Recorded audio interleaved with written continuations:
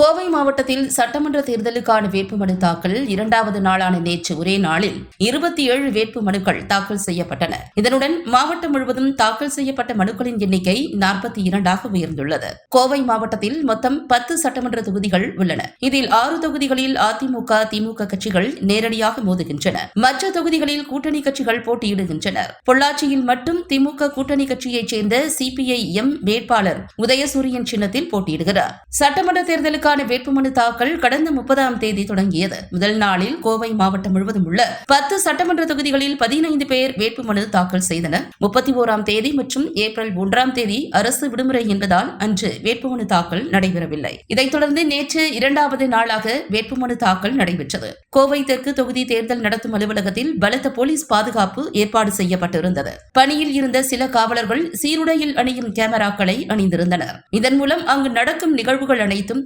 வீடியோவாக பதிவு செய்யப்பட்டன.